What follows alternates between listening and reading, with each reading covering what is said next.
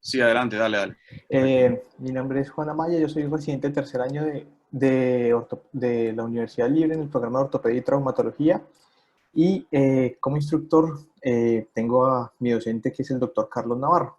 Entonces, inicialmente pues en el contenido de la charla vamos a describir algo de algunos aspectos preoperatorios como es el tema del alineamiento, la cinemática del gap.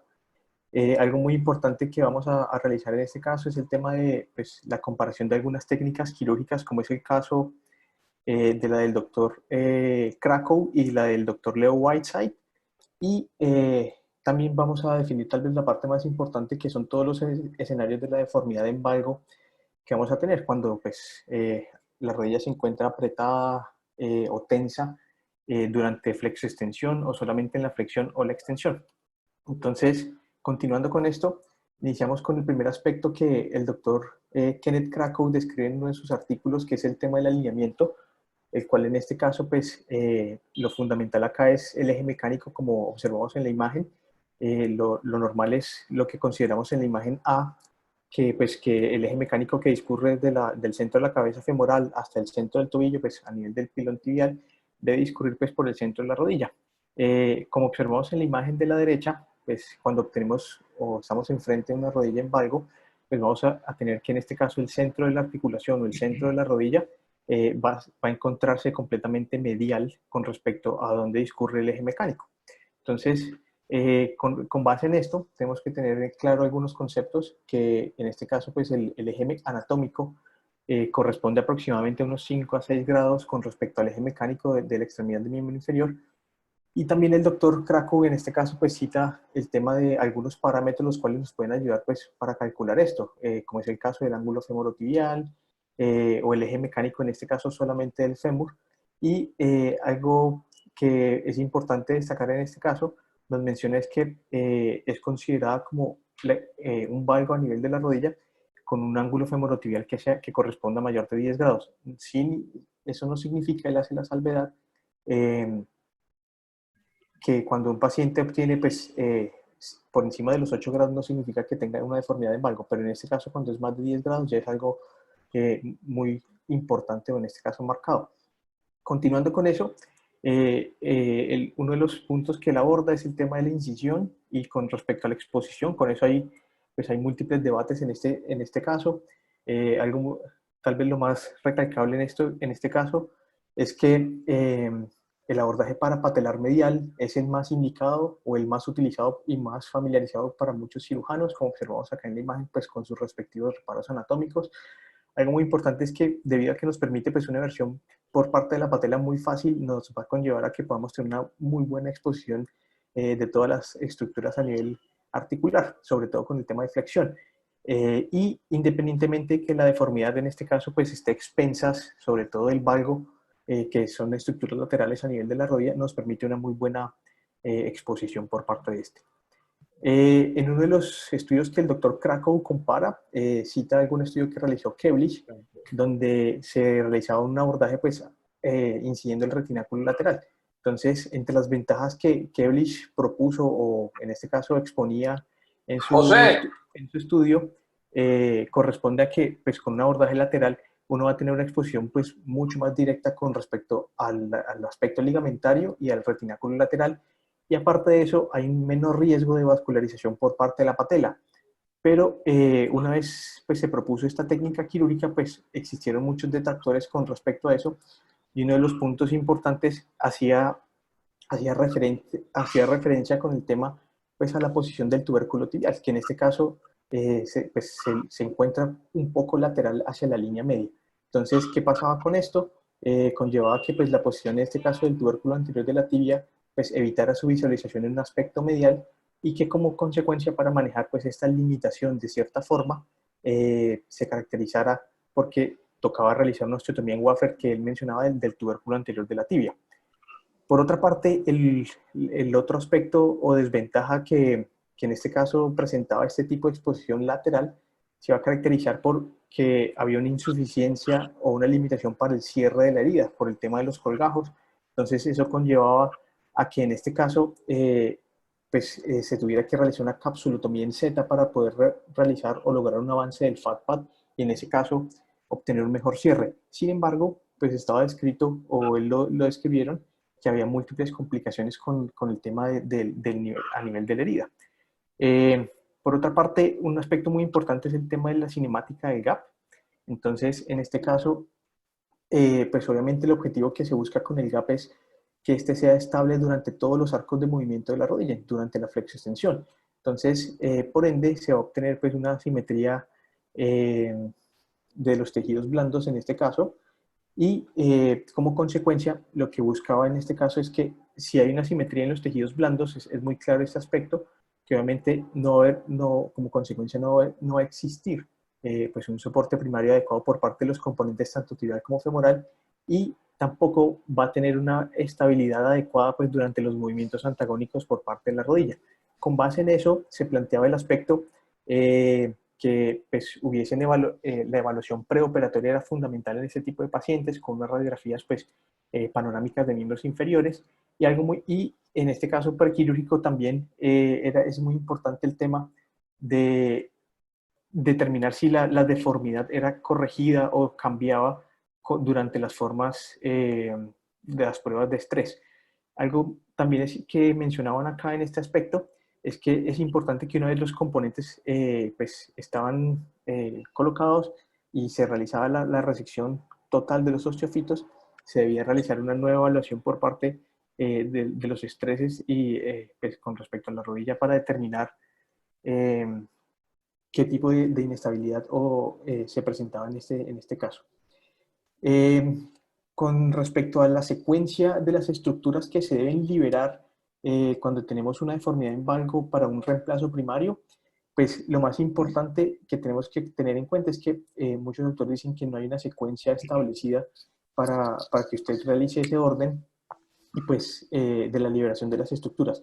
Lo que sí está muy bien descrito y muy bien establecido es que estas 5 estructuras que encontramos acá se caracteriza porque son las principales que vamos a tener para nosotros corregir esta deformidad, que corresponden en este caso pues a la bandeleta iliotibial, al ligamento colateral lateral, a la cápsula posterolateral que juega un Mamá, papel muy importante, también el tendón mamá, popliteo y en última opción el aspecto de la cabeza lateral del gastrocnemio. ¿qué le hundió para ver Entonces, la pantalla aquí abajo? ya No, yo entrando no en el sé. detalle de la técnica de ¿Qué Krakow, hizo? pues Nada, yo no hice, así estaba. No, no, que vio él aquí lo del proponía, Ah, volumen. no, no sé. ¿Qué él hundió ahí? proponía Doctor Tirana, por favor, cierre el micrófono.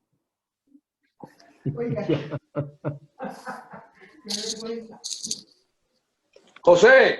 en este caso, el doctor Krakow pues propuso que posterior a la liberación de todas estas 4 estructuras que ya habíamos mencionado previamente, íbamos a tener un factor fundamental al momento de evaluar la corrección. Y es que en el caso de que el paciente todavía tuviera una retención por parte del ligamento cruzado posterior, al nosotros llegar a liberar estas 4 estructuras, solamente íbamos a obtener hasta 5 grados de corrección en extensión completa, lo cual realmente no es muy significativo.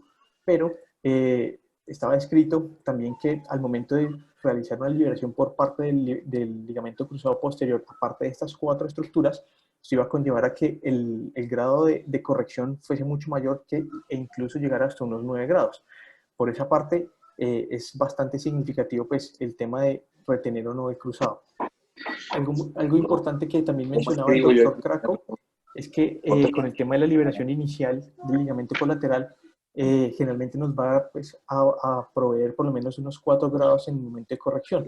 Es muy importante tener presente que el colateral lateral pues, es uno de los principales estabilizadores laterales de la rodilla, y algo muy importante es que estas 4 estructuras que mencionábamos previamente se caracteriza porque refiere que no se deben liberar esas estructuras sin previa realizar una liberación del colateral lateral, porque está escrito que la liberación debe ser completamente progresiva. En algunos casos, si se liberan estructuras como por ejemplo la bandeleta iliotibial, el tendón popliteo o la cápsula posterolateral y no se ha liberado inicialmente el colateral lateral, usted puede tener un riesgo de una sobrecorrección y por ende llegar a una inestabilidad con respecto a los componentes.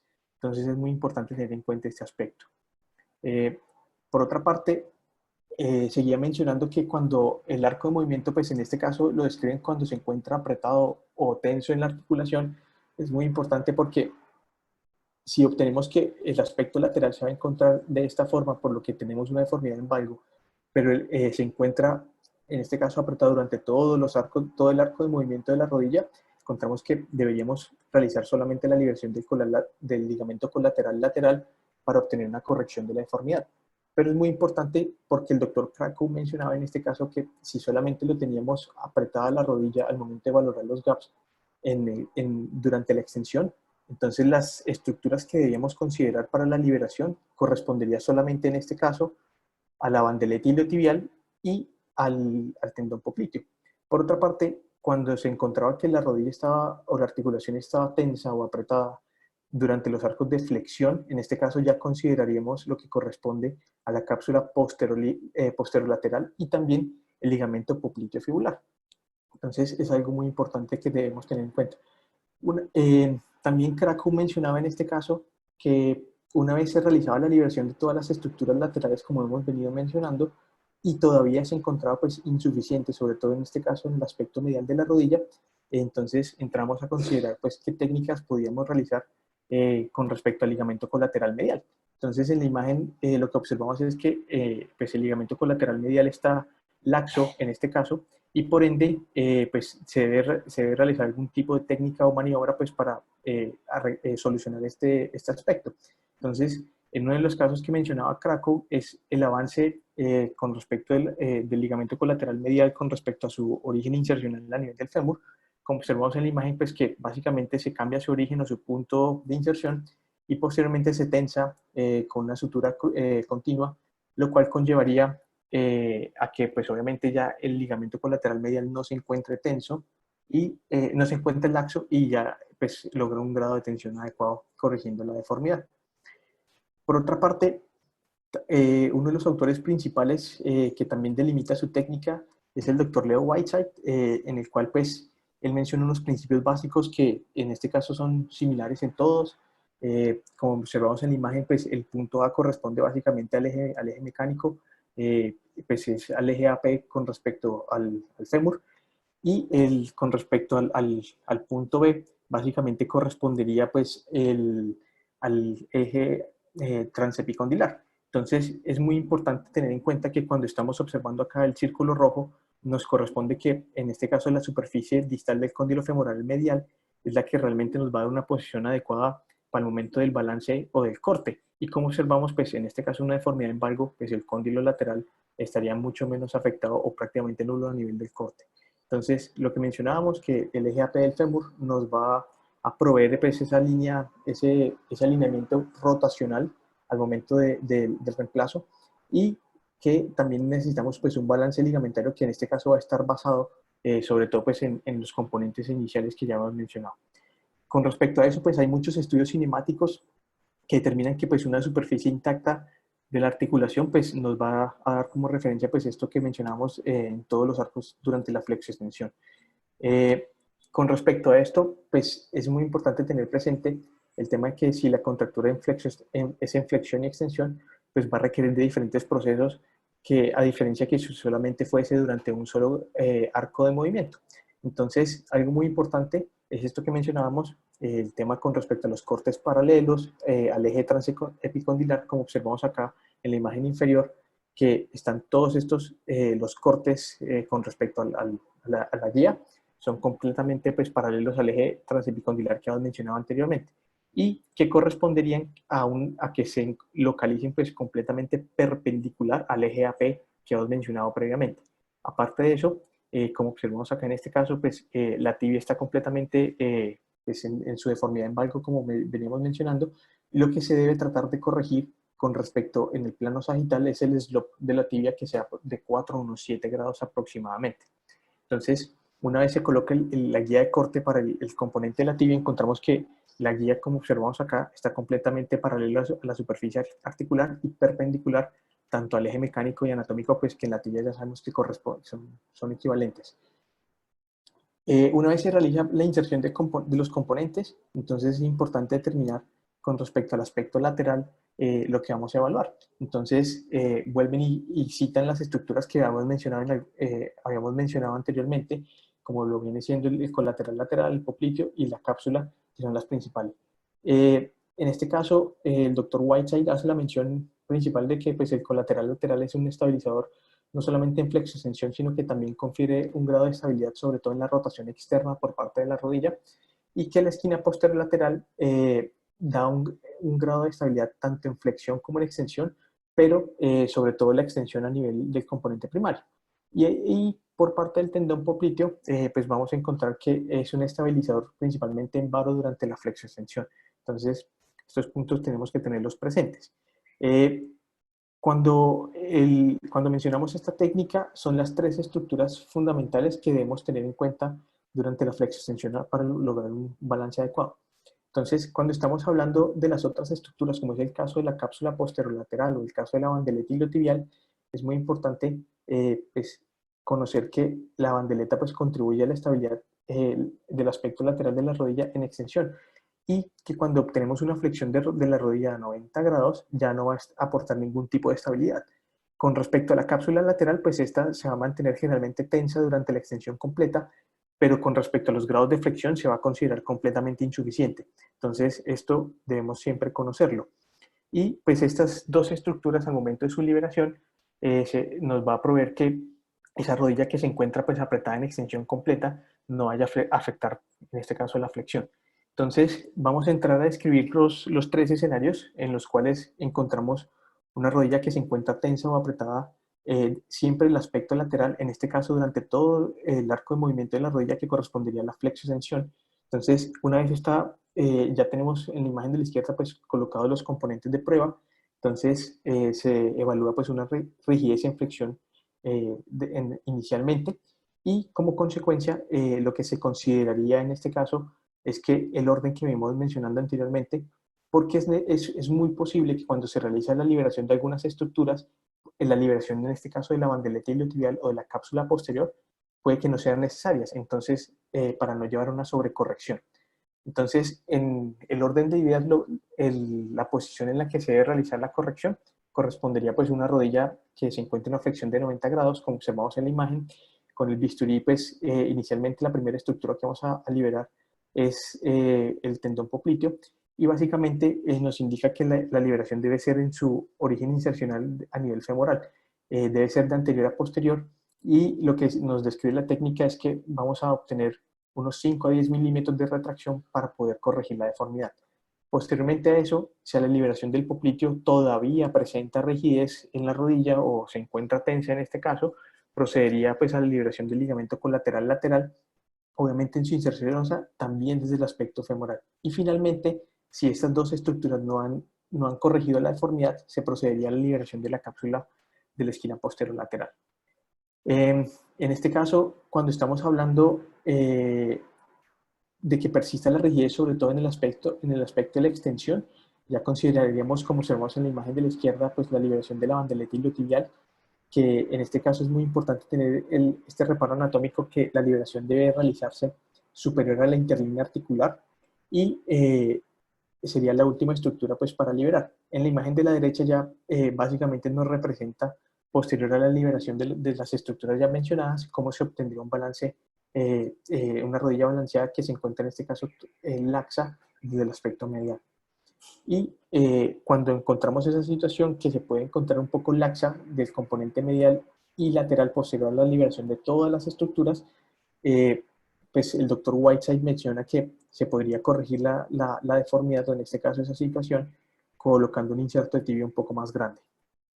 El otro escenario que manejamos es el tema de cuando encontramos que la rodilla se encuentra apretada solamente durante la extensión, pero en la flexión la encontramos completamente estable. Entonces, como tenemos una rodilla tensa en extensión, la primera estructura que debemos considerar para la liberación va a corresponder, en este caso, a la bandeleta iliotibial, que generalmente pues, conllevaría pues, una rotación externa de la tibia. Algo muy importante es que, estas estructuras que hemos venido mencionando, como el caso del popliteo y también por parte del ligamento colateral lateral e incluso la bandeleta, en muchos casos al realizar la liberación, estas continúan otorgando pues, algún grado de estabilidad porque están adheridas o mantienen su inserción pues, a a la sinovial. Posteriormente a la liberación de la bandeleta iliotibial, como de la misma forma que describimos previamente, vamos a evaluar si ya obtenemos pues una corrección por parte de la deformidad. Una vez se corrige pues la deformación, en este caso de la rotación externa por la liberación de la bandeleta, se debe valorar pues que la tibia en este caso no tenga ningún tipo de bostezo medial, sobre todo pues en el grado de extensión, y cuando en este caso no es suficiente pues la liberación de la bandeleta, recurrimos a la liberación de la cápsula posterior como lo observamos en la imagen, y que debe estar realizada básicamente con un osteótomo curvo en ese grado de flexión, para poder obtener una liberación adecuada, con todos los riesgos que esto pueda acarrear por la posición en este caso. Y cuando entramos en el último escenario de cuando obtenemos pues una rodilla que se encuentra en este caso apretada, pero que solamente la vamos a encontrar en el grado de flexión, pero que a nivel de extensión se encuentra completamente normal, vamos a encontrar que en este caso uno de los ejemplos que el doctor Whiteside nos cita acá es que básicamente esa imagen de la izquierda del paciente presentaba pues 5 milímetros de estrés en valgo, pero ningún grado de apertura en varo. Entonces, y la extensión era completa, y pues preservaba o presentaba un grado de estabilidad normal tanto a nivel medial como lateral. Entonces, en este caso, cuando la deformidad solamente la vamos a encontrar en el arco de flexión, lo primero que debemos liberar correspondería al tendón popliteo, una vez más pues, en su inserción ósea, y manteniendo su inserción sinovial todavía nos va a proveer algún grado de estabilidad. Posteriormente, pues a los grados de liberación que este nos otorga para la liberación, si esto no es suficiente, ya pasaríamos con respecto a liberar el ligamento colateral lateral, y si en su defecto este no funciona, pues finalmente a la cápsula posterolateral. Y ya para concluir, tal vez algo que no, pues en muchos casos se puede obviar, es el tema de pues que un reemplazo total de rodilla primario, en este caso no es una receta de cocina, o sea, a todos los pacientes no se les va a aplicar la misma técnica quirúrgica, siempre debemos individualizar cada paciente, cada tipo de deformidad, conocer y tener pues un adecuado planeamiento preoperatorio, prequirúrgico. Eso es muy importante con el tema de, sabemos que en nuestro medio, en un mundo ideal, sería cada paciente que va a ser sometido a reemplazo, pues tener una radiografía panorámica de miembros inferiores y determinar pues, los ejes para determinar el grado de deformidad, pero algo muy importante es que conocer si la deformidad va a corregir con pruebas de estrés, y obviamente pues volver a revalorar esto cuando ya se ha realizado toda la resección de los osteofitos. Y finalmente, tal vez es definir en qué grado de movimiento, en qué arco de movimiento, ya sea en flexión o en extensión, vamos a encontrar la rodilla apretada, o si es en todo el arco de movimiento, para determinar pues qué orden de estructuras y cuáles de ellas pues, vamos a liberar para tratar de corregir la deformidad. Muchas gracias. Muchas gracias, doctor Amaya. Muy buena charla, excelente. Gracias por participar. A los participantes, ¿alguien tiene alguna pregunta para realizarle al doctor Amaya? ¿O quiere hacer algún comentario, por favor? Aporte, también vale. El doctor Pereira va a hacer un aporte. Adelante, doctor Pereira. Buenas noches. Sí, es sobre la navegación, que tiene algunos beneficios, sobre todo en los casos complejos, ya que uno, a través de la tridimensionalidad que le otorga a uno, evita pues comprometer tanto tejido blando y hacer más los cortes sobre la estructura ósea, y desde un inicio uno lo realiza haciendo los cortes adecuados.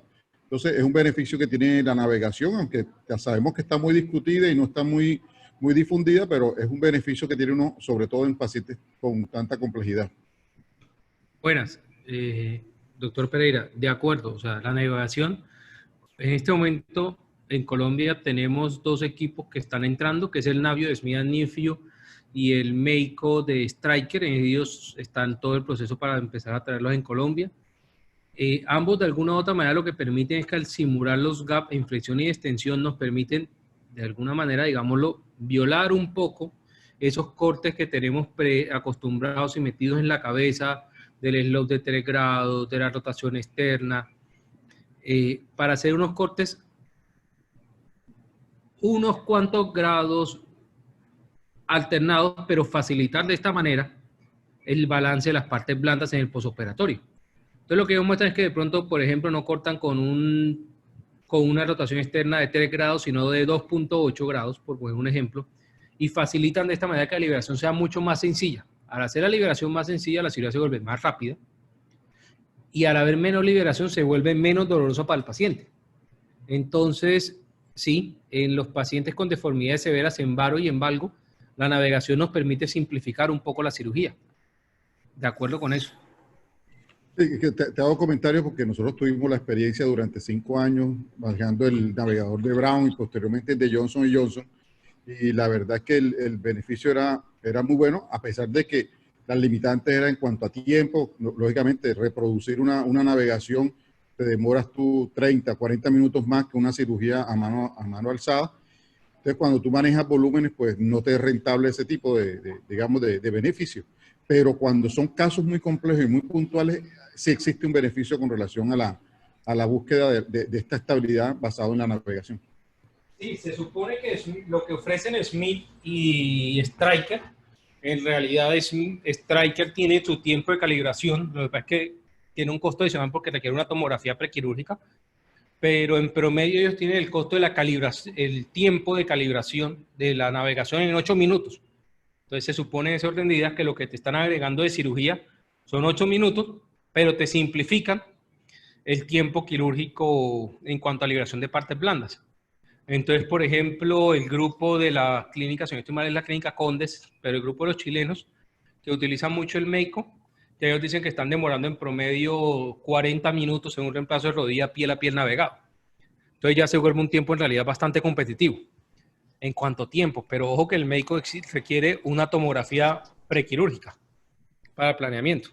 El doctor Alexander San Miguel quiere hacer un comentario. Adelante, doctor San Miguel. Hola, muy buenas noches, doctora Maya. Permítame decirle que usted es un berraco en meterse en un tema tan difícil en la cirugía de rodilla. Creo que los que hacemos rodilla, cada vez que nos enfrentamos a un reemplazo articular en una prótesis valga, nunca estamos seguros. Y podemos tener todo el planeamiento, todas las condiciones que queramos, pero siempre tenemos el temor de que algo pase.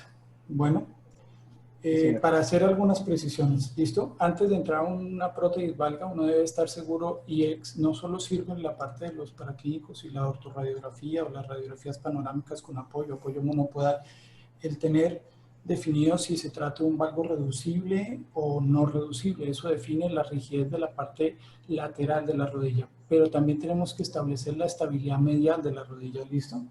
No debemos tocar, o yo jamás he tenido que tocar el ligamento colateral medial, ni aplicarlo, ni trasladarlo, ni reinsertarlo, ¿listo? Una de las condiciones francas de falla de un reemplazo total de rodilla es la inestabilidad medial. Y los que hemos podido ver este tipo de lesiones, ya sea por lesiones iatrogénicas o por lesiones de tipo imbalance en prótesis valgas, es bastante difícil. Muchos de esos pacientes terminan o en artrodesis o en pacientes con prótesis bisagra. No estoy de acuerdo con el concepto de cambiar el inserto plástico para mejorar la tensión del compartimento lateral de la rodilla si hacemos, o compartimento medial, si el compartimento medial es laxo, o si nos queda sobrecorregido o sobrelaxo el compartimento medial, porque eso altera la línea articular y puede disminuir los ángulos, o sea, los arcos de flexión de la rodilla. No hablaste nada del concepto de la osteotomía o de la osteotomía del epicóndilo lateral, que es algo que pues ahorita está en boga. No tengo mucha experiencia en esa medida, pero los paisas han abogado bastante en ese concepto y es importante como una observación que puede ser válida. Ellos no la fijan y ha resultado ser bastante interesante el tema. Siempre, siempre, siempre en las lesiones valgas, en la liberación, ser muy cuidadoso, no sobreexagerarla y tener muchísimo cuidado cómo se hace, porque se puede lesionar el ciático poquito externo. Un consejo y una recomendación que me hacían mis profes cuando hice mi fellow de rodilla es En las valgos importantes siempre tener prótesis costreñidas y siempre tener una prótesis bisagra a mano, porque si se nos va la mano, terminamos, o si se nos queda corto, terminamos en una prótesis costreñida. Sí, todo debe ser muy progresivo, sí, señor. Muy gracias.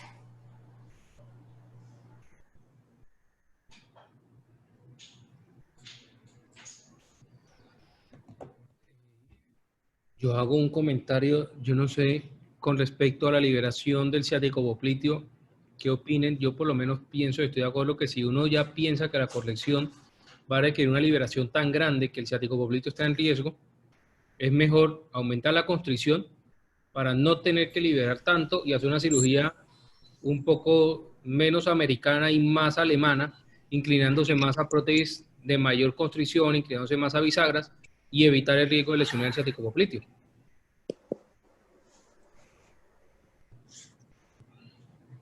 En lo personal estoy de acuerdo. Lo que dice la literatura es que uno debe tener la posibilidad de liberar el ciático externo cuando hay valgos rígidos de 25 o más grados. Algunos autores hablan hasta de 30 grados en valgos rígidos no reductibles. ¿Listo?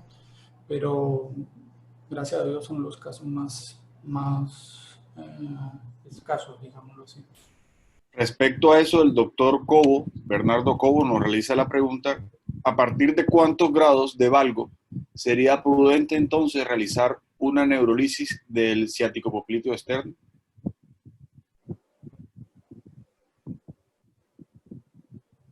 Pues en la literatura que yo había revisado, pues no daban un grado de deformidad pues puntual con respecto a eso, pero sí determinaban que esas deformidades importantes, tal vez más de 15 grados, y que de pronto no corrijan con estrés, o sea que es una deformidad rígida, pues se podría haber beneficiado con el tema de la neurolisis, pero a partir de cuántos grados puntualmente en valgo, no tengo esa información, bro. ¿Alguno de los protecistas? Yo pues creo que el doctor lo dijo ahorita, digamos que en teoría uno piensa en el riesgo del ciático popliteo cuando el valgo es un valgo severo mayor de 25 grados, pero insisto en mi punto, o sea, yo pienso y prefiero aumentar la constricción para no tener que hacer tanto trabajo en tejidos blandos y aumentar tanto la brecha. Entonces prefiero aumentar la constricción para no afectar el ciático popliteo. O sea, lo veo como pienso que es un riesgo innecesario a correr que puede evitar uno aumentando la constricción. Aclaro la pregunta del doctor Cobo. El doctor Cobo es quien nos instruye en los cursos de colgajo en el CLEMI y a él le gusta bastante hacer las neurolisis y las disecciones. Entonces, él pregunta es, ¿en qué pacientes tú te arriesgarías a hacer la liberación directa de ese ciático popliteo? ¿En ninguno? ¿Prefieres solamente hacer la liberación convencional del reemplazo? ¿Nunca lo buscas? La liberación del ciático popliteo en rodilla, pienso que de alguna otra manera estamos entrenados a hacerla principalmente por la parte de trauma. Los platillos tibiales cada vez nos toca meternos por abordajes y el principio 360 nos lleva a que en muchas rodillas toca abordar por posterolateral. El abordaje posterolateral bien puede ser desde un anterolateral ampliándolo o un posterolateral puro. Es un abordaje un poco estrecho, pero que requiere la liberación del ciático popliteo. Si uno se mete desde anterolateral, identifica el ciático popliteo y puede hacer la tenotomía, la osteotomía del peroné para llegar hasta atrás, o sencillamente se mete por un abordaje posterolateral. Tiene un abordaje tipo Frosch. Pero digamos que ahí estamos obligados a ese riesgo, porque ahí es donde está la fractura. Pero un paciente de un reemplazo de rodilla, que es una cirugía electiva, yo no veo la necesidad, de una manera personal, de aumentarle el riesgo de tener que estar disecando un nervio si lo puede evitar aumentando la constricción del implante. Yo en lo personal sí los libero. Cuando tienen pacientes, cuando los selecciono muy bien seleccionados, pacientes con valgos rígidos no reductibles, suena redundante, pero es así, mayores de 25 grados. Yo sé que hay algunas escuelas que ya tratan de bajar ese margen, hacer la liberación en menos de 20, o sea, cuando ya es 20 grados o más de rigidez no reductible, ya intentan hacer algo de liberación o ya lo liberan. lo que a veces se discute es si lo hacen en el mismo tiempo quirúrgico o en un tiempo anterior, ¿sí? La verdad, yo solo lo he hecho 2 veces y las 2 veces la hice en el mismo tiempo quirúrgico. ¿Ese es tuyo? A todos, muchísimas gracias por su participación. Quiero darle en especial la gracia al doctor Amaya y al doctor Reátiga por tan excelentes charlas. A todos aquellos participantes de todo el país, tuvimos participantes, llegamos a tener más de 80 personas en línea de todas las regiones del país. Creo que para hacer la primera fue un muy buen ejercicio. Continuaremos la próxima semana con fracturas de escafoide por el doctor Freddy Angarita y luego con una charla con el doctor Pereira y el doctor de salvamento en tumores óseos el día martes. Agradezco a todos su participación y les estaremos enviando nuevamente los links de las próximas charlas por los chats de WhatsApp. Muchas gracias. Hasta luego. Gracias. Hasta luego y saludos a todos. Quedan las líneas para compartir las charlas